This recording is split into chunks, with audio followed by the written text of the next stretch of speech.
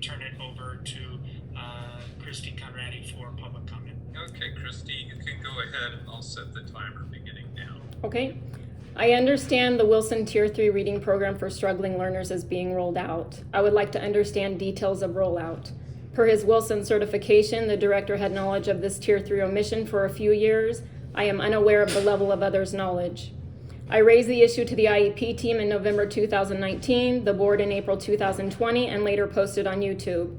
It was only after too many people knew that the administration acted. So my question remains, what checks and balances are in place to monitor the decisions of the administration? In September 2018, I reached a legal settlement with the school for my legally blind son to finally receive vision services. My son was in 2nd grade. This was the same year an IEE report gave witness to the alarming amount of time my son was removed from class discussion to use the bathroom and watch the iPad. My son also fainted in class twice that year due to improper use of his stander. An Office of Civil Rights complaint was later filed due to resistance by staff to allow me to observe my severely disabled son inside the classroom. The biggest shock was at year end.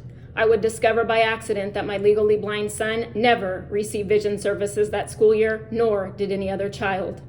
Most parents remain unaware of this service omission. When my son finally received vision services in 3rd grade, his response time improved by 7 seconds. In other words, absent any vision accommodations, there would have been a 7-second delay before his eyes even focused. A teacher would have already moved on to the next talking point. In August 2019, I would reach settlement due to the immeasurable damage and loss of learning this caused. Last year, I argued for the school to change my son's service delivery time from yearly to monthly. I argued that therapists disappear and no one tells the parent.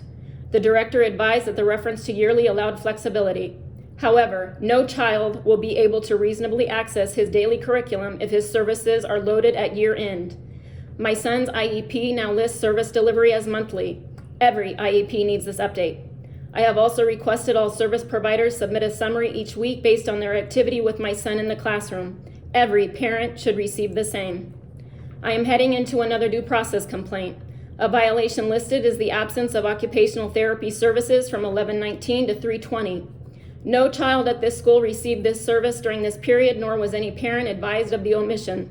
In fact, an email was sent to the entire school advising that this service was to be provided by an interim provider. It was only after I requested an introduction that I would discover by accident that there was no interim provider. Most parents remain unaware of this service omission. Per IDEA, the disabled are to be provided services to access their curriculum. But again, the academics of the disabled were disregarded. No Tier 3 reading program for them? Does it really matter? My child is unable to access existing programs without the receipt of services as described in his IEP. Service omissions are an IDEA violation. And what happened to the funding for these services not provided? These actions described do not match your mission statement. Checks and balances must exist. Okay, thank you very much. Call out. In regards to the questions I posed in my public comment, how do I get answers to those, such as the rollout of the Tier 3 program and the allocation of funds for the absence of those services for several children? How do I obtain that information? Okay, that will be left to the executive director at this point, as far as I know, because To take the board's time to do it now? No, not right No, but I guess it would be appropriate if I could have a timeline of when I can obtain those answers. so we'll leave that to the executive director. Okay. Christy, it looked like Thank you. I could be wrong, that your statement was written. If you wanted to drop that or part of that into an email, I'm happy to follow up with you. And I know that we have a meeting later this week, so I'm sure I can get you responses within the next couple days. Okay. Well, I guess those are pretty concerning questions. If you would like me to remind you of them, yes, I can send you an email. I just don't want to miss anything. Okay. Thank you very much. Yep.